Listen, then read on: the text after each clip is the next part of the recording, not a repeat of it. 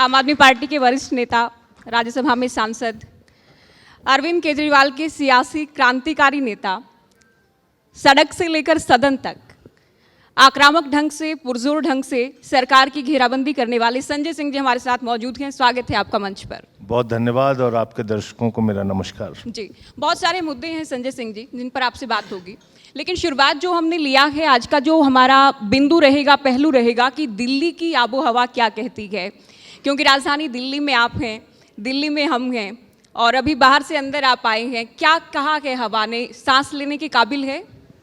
देखिए, हमारी जो माननीय मुख्यमंत्री जी हैं, उन्होंने AQI का टेम्परेचर नाप लिया है और मैं तो ये सुनता रहा हूँ कि भाई 104-105 जब आदमी का टेम्परेचर हो जाता है तो उसकी स्थिति मरणासन्न हो जाती है।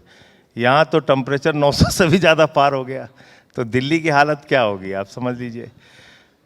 पूरे सत्र में आपने एक भी दिन देखा हो कि सरकार ने ऐसे गंभीर विषयों पे कोई चर्चा सदन में की हो, कोई इसका समाधान बताया हो, कोई विपक्ष और पक्ष मिलके या अलग अलग राज्यों के साथ क्या कोऑर्डिनेशन हो सकता है इस प्रदूषण को कम करने के लिए, उसके बारे में कोई बातचीत हुई हो? नहीं, क्योंकि सरकार की प्राथमिकता में नहीं है।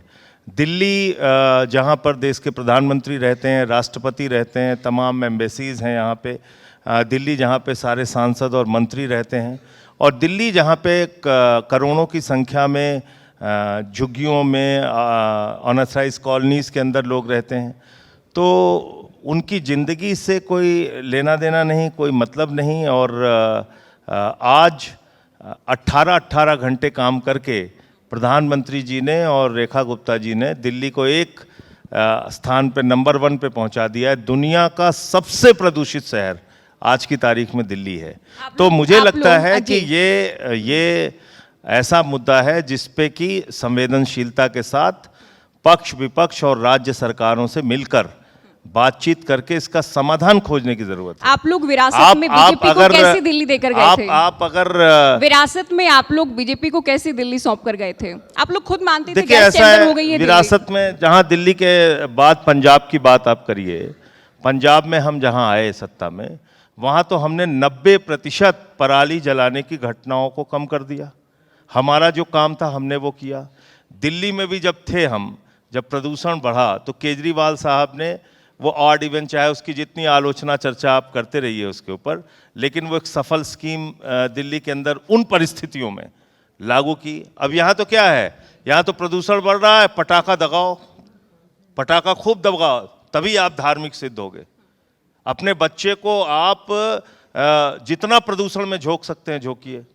तो ये जब मानसिकता होगी, इसका मतलब आपके मन में समाधान की ओर कोई ध्यान नहीं है, आपकी कोई कोशिश नहीं है कि प्रदूषण दिल्ली के अंदर कम हो। सिर्फ आरोप प्रत्यारोप से कुछ होने वाला नहीं। बीजेपी का ये मानना है कि 2009 से लेकर अब तक, खास तौर पर अक्टूबर नवंबर में ये हालात होते ही होते हैं। इसमें कांग्रेस भी रही है, आप लोग भी सरकार में रहे हैं, और अब क्योंकि बीजेपी सत्ता में है, आप लोग कोरी सियासत कर रहे हैं पोल्यूशन के नाम पर। भैया, आपके पास MCD है, आपके पास हरियाणा की सरकार है, आपके पास केंद्र की सरकार है, आपके पास दिल्ली की सरकार है, आपके पास LG है। आपने इस प्रदूषण को रोकने के लिए क्या सार्थक कदम उठाए, ये तो बताएंगे आप। हम बता सकते हैं, पंजाब में हमारी सरकार है, हम कह रहे हैं 90% पराली जलाने की घटनाओं में कमी आई, क्योंकि हम प्रदूषण को लेकर चिंतित थे। हमारी ओर से जो कदम उठाया जा सकता था हमने उठाया। और पहले भी केजरीवाल साहब एक ही बात कहते रहे कि प्रदूषण की ये समस्या एक दूसरे के ऊपर आरोप प्रत्यारोप से इसका समाधान नहीं होना है। प्रदूषण की समस्या का समाधान होना है जब राज्यों के साथ केंद्र सरकार मिलकर काम करेगी। आप लोग बार बार गैस चैम्बर शब्द का इस्तेमाल कर रहे हैं, सबसे पहले किसने कहा ये? देखिए, अब अगर आप उस पर बात करेंगी तो फिर आपको टीवी चैनल्स के प्रोग्राम का एक आंकड़ा प्रस्तुत करना पड़ेगा अपने दर्शकों के सामने।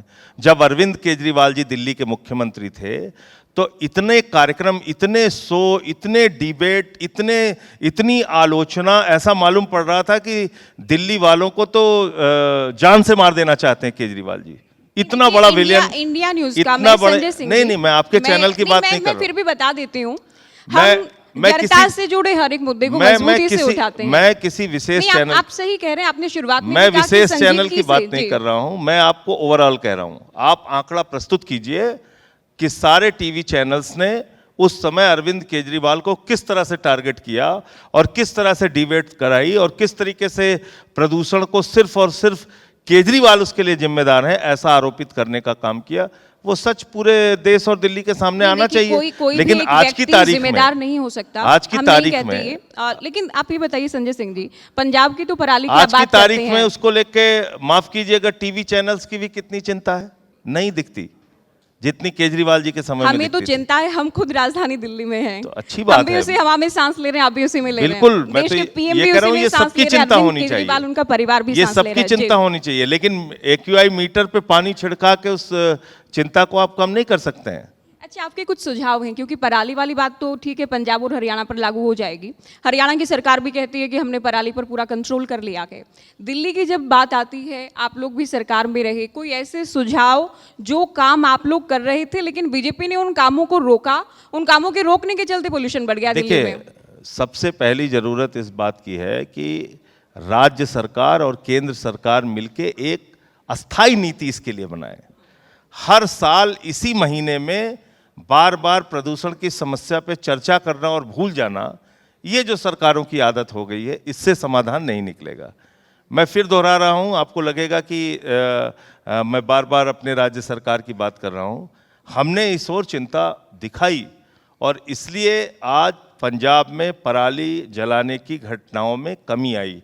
अगर यही चिंता केंद्र सरकार के अंदर होती, हरियाणा के सरकार के अंदर होती, हमारी सरकार से भी बातचीत आप करते, पंजाब की सरकार से भी, और उसका एक मिलकर समाधान निकालते, तो मुझे लगता है कि आज ये हालात हमको नहीं देखने पड़ते। आप ये मान रहे हैं पंजाब में पराली जलाने की जो घटनाएं हैं कम हुई हैं, संजय सिंह जी हरियाणा में भी कम हुई हैं। और देखिए, मैं एक सवाल आपसे पूछूंगी अरविंद केजरीवाल से जोड़कर। हरियाणा के बेटे हैं, जब ये हुआ कि गर्मी आई तो कहा गया हरियाणा पानी नहीं दे रहा है, सर्दी आई तो कहा गया कि हरियाणा के किसान पराली जला रहे हैं, दिल्ली में पोल्यूशन बढ़ रहा है, बरसात हुई तो कहा गया हथनीकुंड बैराज से ज़्यादा पानी हरियाणा छोड़ रहा है, जिसके चलते बाढ़ जैसी स्थिति हरियाणा में है। कभी ये भी कह दिया गया कि यमुना में जहर मिलाया जा रहा है हरियाणा की ओर से। तो हरियाणा के बेटे होकर हरियाणा को लेकर इस तरह की बयानबाजी करते थे।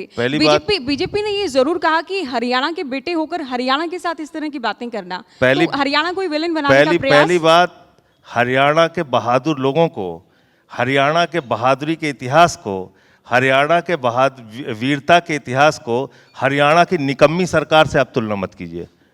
हम हरियाणा के निकम्मी सरकार की बात कर रहे हैं। हरियाणा के लोगों का सम्मान हमारे दिल में हमेशा है, सिर झुका के है। तो ये दोनों बातें अलग हैं। कृपा करके मैं आपसे क्षमा चाहते हुए कहूँगा कि ऐसा हमारी ना, हरियाणा के लोगों का दिल में, दिमाग में हर तरीके से पूरा सम्मान है, लेकिन एक ऐसी सरकार जो दुर्भावना से काम कर रही है, और ये हम हवा में तो कोई बात नहीं कह सकते। आपको एक आंकड़े देने होंगे ना, कोई चीज़ तो बताना होगा कि भाई क्यों हम कह रहे हैं कि पानी कम आ रहा है। क्योंकि एक निर्धारित मात्रा पानी की देनी होती है, उसकी वो सुप्रीम कोर्ट से तय चीज़ें हैं, वो सरकारों के बीच में समझौता के तहत तय चीज़ें हैं कि भाई इतना पानी इस समय आपको छोड़ना पड़ेगा। तो हम उसके आधार पे कह रहे थे कि पानी सरकार कम दे रही है। वो सरकार की आलोचना है, सरकार के हरियाणा के लोगों की बिल्कुल आलोचना नहीं है। हरियाणा की प्रतिष्ठा को भी बीच में मत लाइए। हरियाणा की प्रतिष्ठा को वहां की सरकार खराब कर रही है। ठीक है, देखिए नेता जोड़ देते हैं, हरियाणा को भी जोड़ वो देते हैं, गलत कर रहे हैं। ठीक है, मैं ऐसा नहीं मानता। शीतकालीन सत्र चल रहा है, आप जमकर सरकार को घेर रहे हैं। वंदे मातरम को लेकर भी, जन गण मन को लेकर भी आपने जमकर सरकार को घेरा है। वोट चोरी को लेकर भी लगातार आप एक्शन में हैं, आक्रामक ढंग से सरकार पर हमला कर रहे हैं। देखिए, सारी चीज़ों के मैंने ऐतिहासिक तथ्य रखे, कुछ छिपाया नहीं। ये सच है कि आरएसएस ने मुस्लिम लीग के साथ मिलकर सरकार बनाई थी 3 राज्यों में, और कृषक प्रजा पार्टी के नेता थे फजलुल हक, उसमें मुस्लिम लीग भी शामिल थी, और उसमें श्यामा प्रसाद मुखर्जी जी वित्त मंत्री थे उस राज्य की सरकार में। और उन्होंने अंग्रेज गवर्नर को चिट्ठी लिखी थी। उस चिट्ठी में लिखा था कि भारत छोड़ो आंदोलन को कुचल देना चाहिए। ये ऐतिहासिक सच है। 52 साल तक तिरंगा झंडा आरएसएस ने अपने नागपुर के मुख्यालय पे नहीं फहराया। जिन 3 लड़कों ने वो झंडा फहराने की कोशिश की, उनके ऊपर एफआईआर दर्ज की गई। 13 साल तक मुकदमा उनके ऊपर चलाया गया। मैंने 28 दिसंबर 1949 का ऑर्गेनाइजर मुखपत्र दिखाया, जिसमें साफ तौर पे लिखा था कि जन गण मन ये आइटम ऑफ एंटरटेनमेंट है। आप हमारे राष्ट्रगान का अपमान करेंगे, आप हमारे तिरंगे का अपमान करेंगे, राष्ट्रीय ध्वज का अपमान करेंगे, और वंदे मातरम लगा के कितने चार लोगों का नाम तो मैंने पूछा था कि 4 लोगों का नाम बताइए जो वंदे मातरम लगा के जेल में गए हों, तो आपके पास वो भी नहीं है। तो इसलिए नकली राष्ट्रवादी बनने की कोशिश मत कीजिए। आपका जो इतिहास है वो देश जानता है, और नहीं जानता है तो इस बहस, मैं तो हैरान था, मुझे तो लग रहा है नरेंद्र मोदी जी ने आरएसएस की गोभी खोदने के लिए बहस रखी। जो आरएसएस के बारे में देश के लोगों को पता नहीं था, आरएसएस को बदनाम करने के लिए मोदी जी ने वंदे मातरम की डिबेट रखी कि पूरे देश में आरएसएस की सच्चाई पूरा विपक्ष मिलकर बता दे। ये काम हुआ, ये काम हुआ। तो जो ऐतिहासिक तथ्य थे, जो ऐतिहासिक सच था, जो सारे प्रमाण थे, वो मैंने सदन के अंदर रखे।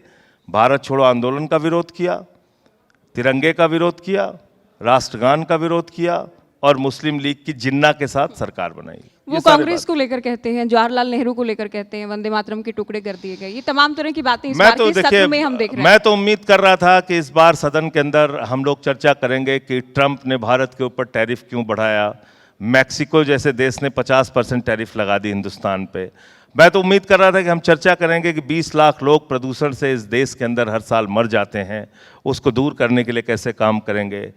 45 करोड़ बेरोजगारों की फौज खड़ी हो गई है इस देश में, उसमें कैसे बातचीत करेंगे। लेकिन दुर्भाग्य से इन सारे विषयों पे चर्चा नहीं हुई, महंगाई पे बात नहीं हुई। किसान एक खाद की बोरी के लिए लाइन में खड़ा रहता है, उसकी मौत हो जाती है, हमारे उत्तर प्रदेश की घटना है। तो इन सारे मुद्दों पे हम सोच रहे थे कि सदन में बात होगी, लेकिन कोई बातचीत नहीं हुई। तो सरकार की प्राथमिकता ही नहीं है वो। अभी जैसे क्या है, वंदे मातरम पर चर्चा को संजय सिंह गैर जरूरी मानते हैं। नहीं, जरूरी मानते हैं। संजय सिंह बिल्कुल जरूरी मानते हैं वंदे मातरम की चर्चा को। लेकिन जो वंदे मातरम लगाने वाले लोग थे, अगर वो आज हिंदुस्तान में होते तो कहते पहले लाल किले के पास हुए आतंकी हमले पर बात करो, पहले इस देश के करोड़ों जो नौजवान बेरोजगार हैं उस पर बात करो, पहले बात करो कि देश में महंगाई कम क्यों है, ज्यादा क्यों है, और रुपया कम क्यों हो रहा है, रुपए की कीमत गिर क्यों रही है, इस पे बात करो। वो वंदे मातरम लगाने वाले इस तरह के भारत की कल्पना कर रहे थे। इनके एक उदाहरण दूं आपको, इनके एक मंत्री हैं AK शर्मा उत्तर प्रदेश में। तो क्या हुआ कि बिजली नहीं आ रही थी हमारे यहाँ यूपी में, व्यापारियों ने उनको घेर लिया, कहने लगे साहब 21-21 घंटे लाइट नहीं आ रही है, हमारे बच्चे रो रहे हैं, व्यापार बर्बाद हो रहा है, 21-21 घंटे मंत्री जी लाइट नहीं आ रही है, कुछ इंतजाम कीजिए, कुछ इंतजाम कीजिए। कहने लगे जय श्री राम, बजरंगबली की जय।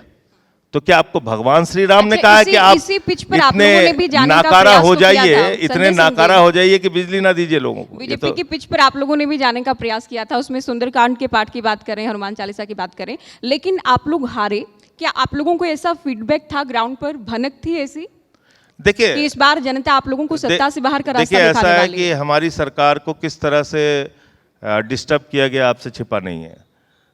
हमारे सारे प्रमुख नेता, अरविंद केजरीवाल जी, मनीष सिसोदिया जी, सत्येंद्र जैन, मुझे सबको पकड़ पकड़ के झूठे मामले में जेल डाल दिया। 1 रुपए किसी के घर से बरामद नहीं हुआ, कुछ नहीं मिला, लेकिन डाल दिया जेल में। हमारी सरकार को एक कामों को बाधित किया। दूसरा, फिर इन्होंने क्या किया कि जितने भी काम थे, चाहे वो सीवर से रिलेटेड हो या पानी से रिलेटेड हो, सारे काम उन्होंने ठप करने का, रोकने का प्रयास किया।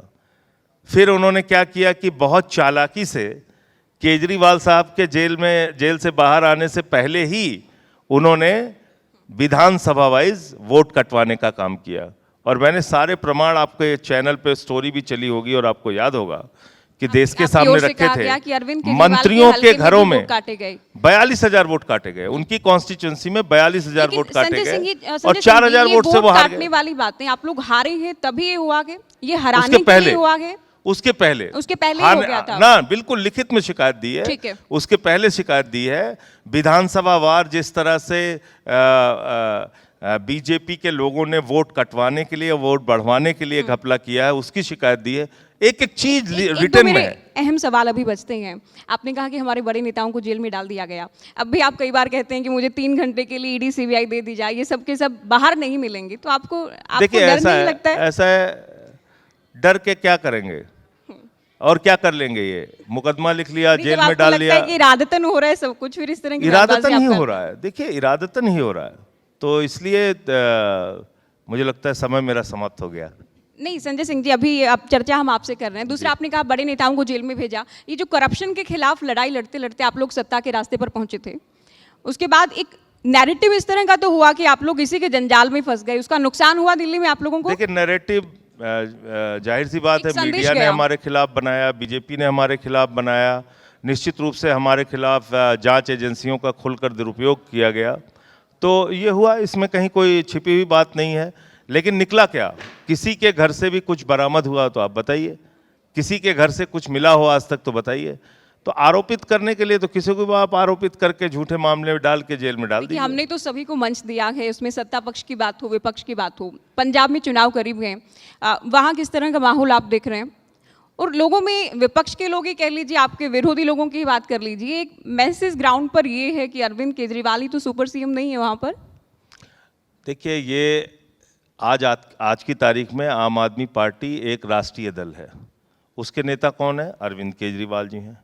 देश के अलग अलग हिस्सों में पार्टी के विस्तार के लिए, मजबूती के लिए कौन जाएगा? सबसे बड़े नेता के तौर पे अरविंद केजरीवाल जाएंगे।